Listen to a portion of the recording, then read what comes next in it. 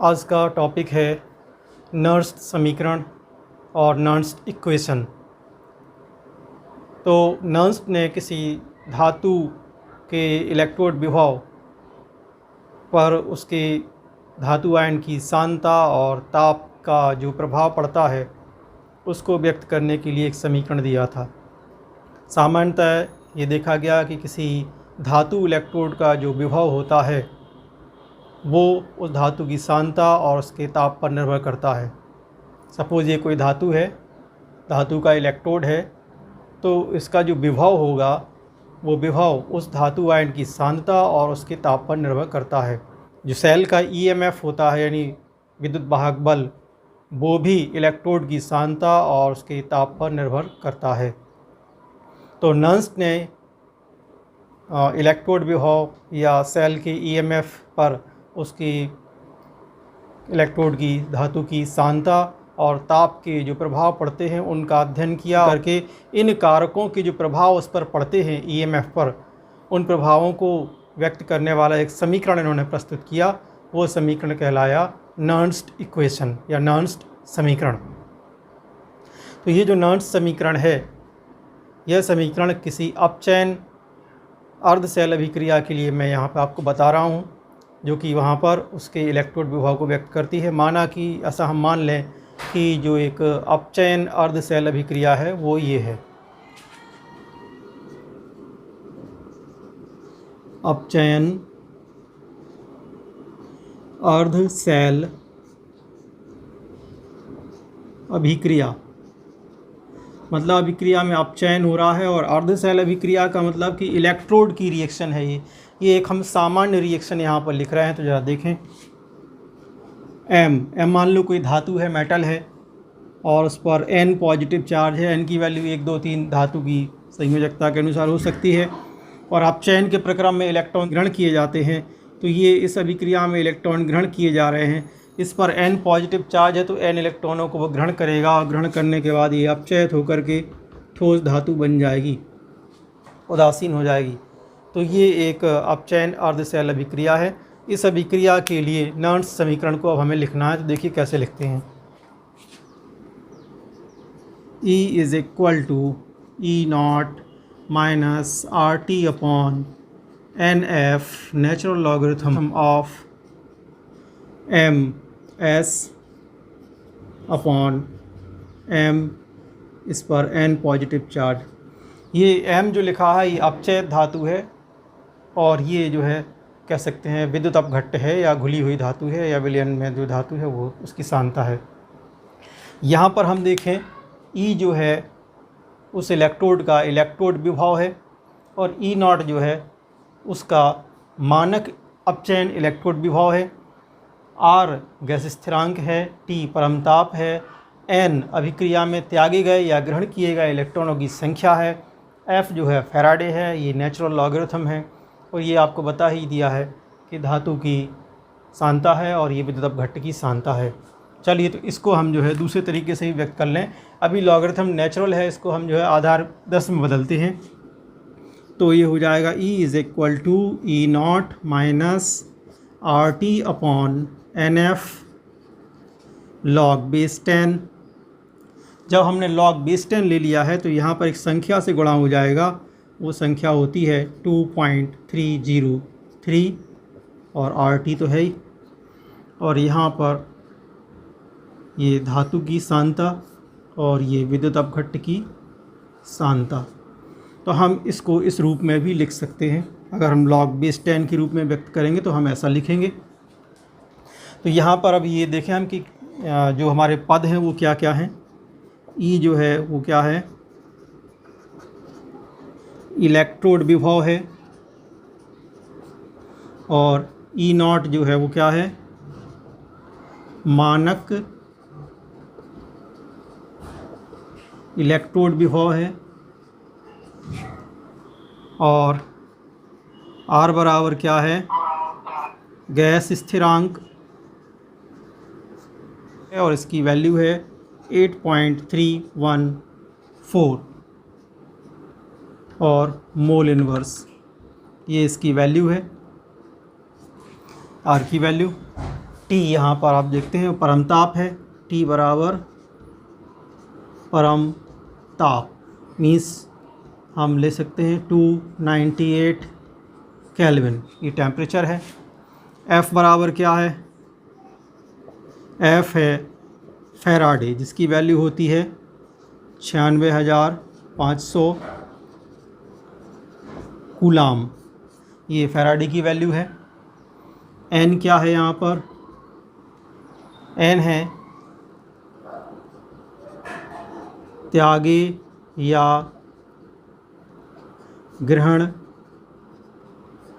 किए गए इलेक्ट्रॉनों की संख्या, ठीक। और एम जो सॉलिड फॉर्म में है ये धातु की सांद्रता है, धातु की सांद्रता।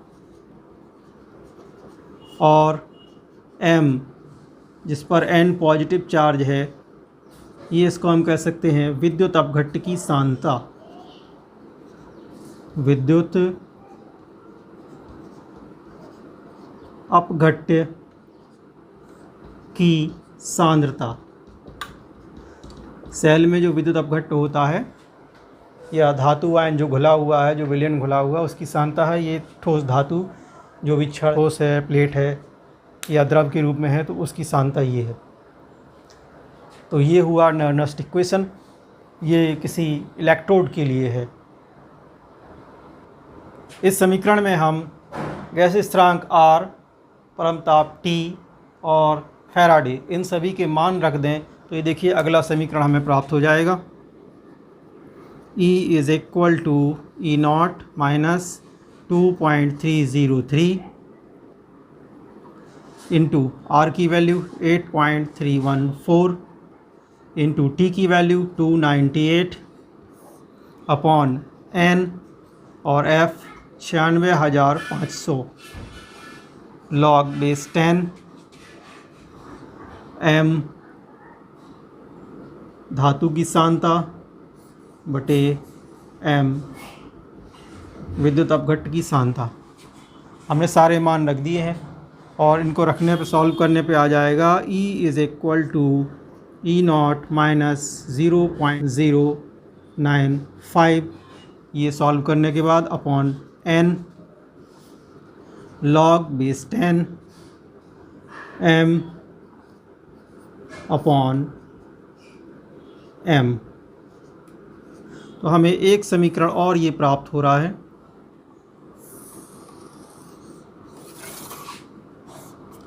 ये सारे मान रख के हम सॉल्व कर देंगे तो ये वैल्यू आ जाएगी। तो ये समीकरण भी नर्स्ट समीकरण या नर्स्ट इक्वेशन कहलाता है।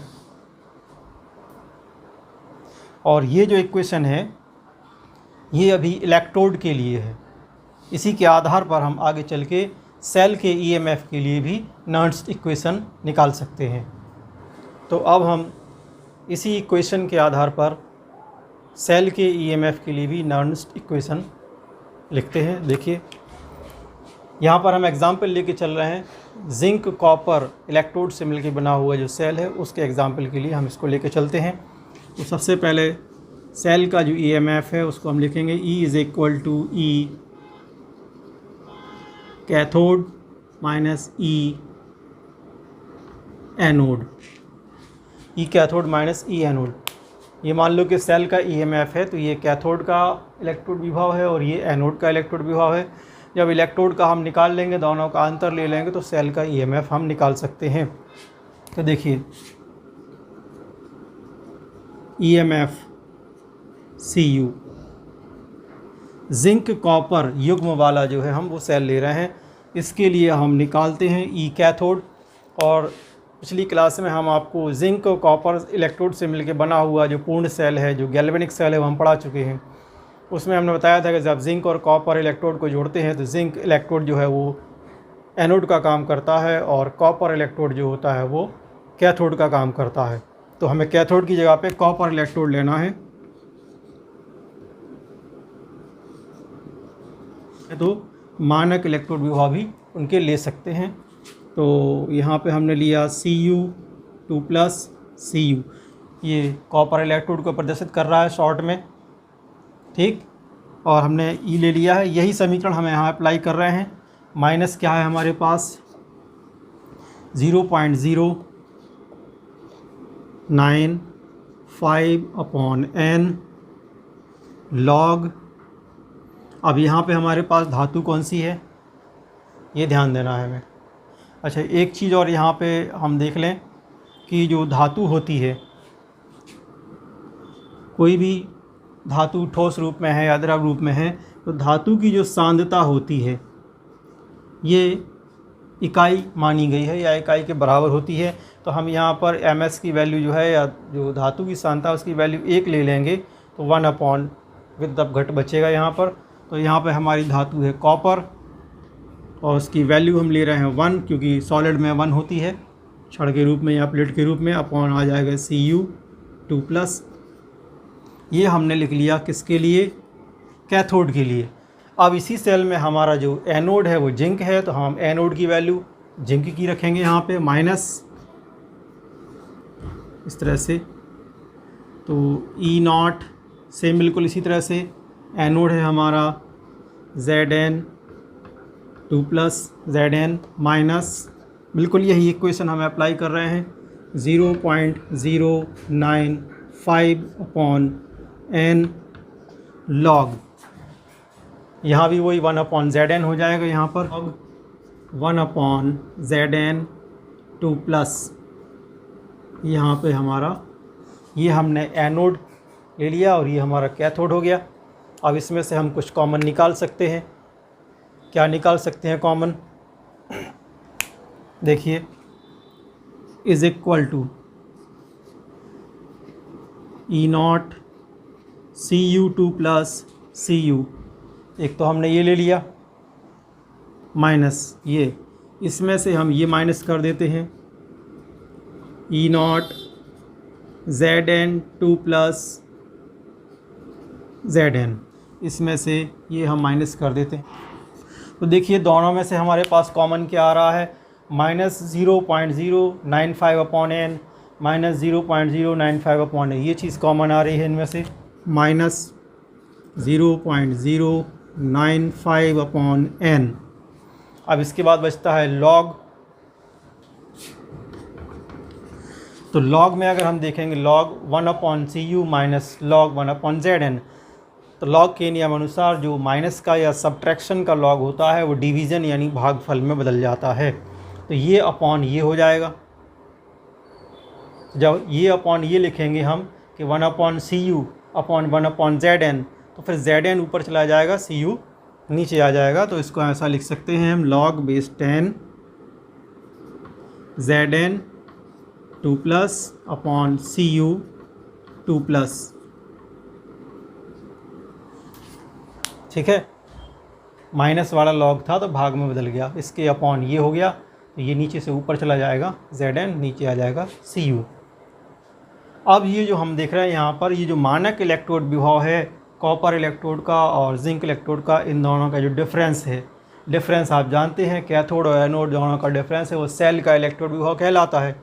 तो हम यहाँ पे लिख सकते हैं सेल, तो ऐसा भी लिखा जा सकता है EMF Zn/Cu is equal to E0 cell. इन दोनों के लिए हमने सेल का विभव मान लिया, तो -0.095/n log(10) जिंक आयन की सांद्रता बटे में कॉपर आयन्स की सांद्रता, एक फॉर्मूला हमने ये ले लिया। तो हमारा ये जो इक्वेशन आ रहा है ये जो है पूरे सेल के EMF के लिए नॉर्नस्ट इक्वेशन है या नॉर्नस्ट समीकरण है पूरे सेल के लिए।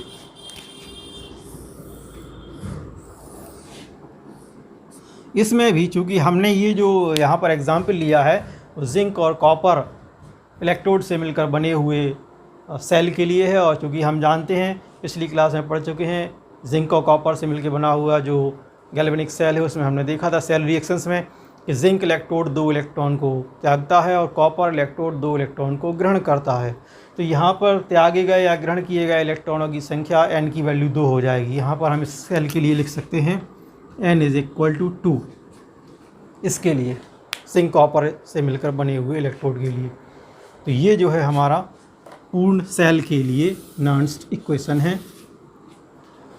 अगर हमारे सेल की जो सेल अभिक्रिया है उसको हम मान लें कि एक सामान्य अभिक्रिया A + B = C + D है, तो ऐसी अभिक्रिया के लिए हम नर्न्स्ट समीकरण को सामान्य रूप में किस प्रकार लिखेंगे वो देखिए। EMF सेल का EMF = इसको हम लिखेंगे E0 cell minus 0.095/n log। यहाँ जो है ये हमारे उत्पाद हैं यानी क्रिया फल हैं और ये हमारे क्रिया कारक हैं। तो उत्पाद या प्रोडक्ट की सांद्रता बटे क्रिया कारक या रिएक्टेंट की सांद्रता हमें यहाँ लेना है। तो यहाँ हो जाएगा C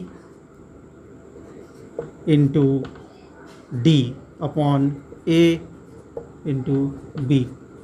ऐसा मान लें कि इनकी जो सांद्रण पद हैं, सांद्रण पद में ऐसा मान लें कि ये है K, ये L, ये M और ये N से गुणा किया गया है। तो इनकी जो सांद्रता पद हैं उनके घातांक क्या होंगे ज़रा देखें। C को मल्टीप्लाई किया है M से, तो इसके सांद्रण पद में M की घात होगी। D को N से मल्टीप्लाई किया है तो N की घात होगी। A को मल्टीप्लाई किया है K से, तो इसका घातांक K हो जाएगा और B का घातांक हो जाएगा L। यानी अभिक्रिया में जिन संख्या से गुणा किया गया है इसको बैलेंस करने के लिए वो सांद्रण पद में इनके घातांक होते हैं। तो एक सामान्य अभिक्रिया मान लो ये है, इस प्रकार की कोई अभिक्रिया है तो उसके लिए नर्न्स्ट समीकरण इस प्रकार से लिखा जा सकता है। इसी का अगला टॉपिक है नर्न्स्ट समीकरण के उपयोग। तो नर्न्स्ट समीकरण के क्या क्या उपयोग हैं वो अपन देखते हैं। सेल के विद्युत वाहक बल के लिए उसके तापमान में परिवर्तन से क्या परिवर्तन होता है, ये इनके समीकरण की सहायता से समझा जा सकता है, या ये कह सकते हैं कि इनके समीकरण की सहायता से तापमान परिवर्तन का सेल के विद्युत वाहक बल पे क्या परिवर्तन होता है उसको अध्ययन किया जा सकता है। दूसरा ये है कि सेल के विद्युत वाहक बल पर विद्युत अपघट्ट की सांद्रता परिवर्तन का क्या प्रभाव पड़ता है उसको नर्न्स्ट समीकरण की सहायता से समझा जा सकता है या उसका अध्ययन किया जा सकता है। तीसरा ये है कि सेल के विद्युत वाहक बल पर इलेक्ट्रोड की सांद्रता परिवर्तन का क्या प्रभाव पड़ता है उसको अध्ययन किया जा सकता है। चौथा ये है कि सेल द्वारा किए गए संपूर्ण कार्य की गणना भी इनके समीकरण की सहायता से की जा सकती है। तो संपूर्ण कार्य कैसे निकालेंगे वो देखना है। सेल द्वारा किया गया संपूर्ण कार्य W = -NF/E0। सेल द्वारा किया गया जो संपूर्ण कार्य होता है वो -NF/E0 के इक्वल होता है। N आप जानते हैं अभिक्रिया में त्यागे या ग्रहण किए गए इलेक्ट्रॉनों की संख्या है, F फैराडे है और E0 जो है उसका मानक इलेक्ट्रोड विभव है। तो इनकी सहायता से हम सेल द्वारा किए गए संपूर्ण कार्य की गणना कर सकते हैं और E0 जो है वो हम नर्न्स्ट समीकरण की सहायता से निकाल सकते हैं। इसके अलावा मानक मुक्त ऊर्जा परिवर्तन जो है उसकी गणना भी नर्न्स्ट समीकरण की सहायता से की जा सकती है। देखिए कैसे। मानक मुक्त ऊर्जा परिवर्तन जिसको हम ΔG0 कहते हैं, तो ये होता है -NF/E0 के इक्वल। ये हम आपको बता ही चुके हैं। ये इलेक्ट्रॉन त्यागे गए या ग्रहण किए गए इलेक्ट्रॉन की संख्या ये फैराडे है और ये मानक इलेक्ट्रोड विभव जो हम नर्न्स्ट समीकरण की सहायता से ज्ञात कर सकते हैं। तो इस तरह से इनके समीकरण की सहायता से हम जो है मानक मुक्त ऊर्जा परिवर्तन ΔG0 या स्टैंडर्ड फ्री एनर्जी चेंज इसकी हम गणना कर सकते हैं। तो ये नर्न्स्ट समीकरण के उपयोग हैं।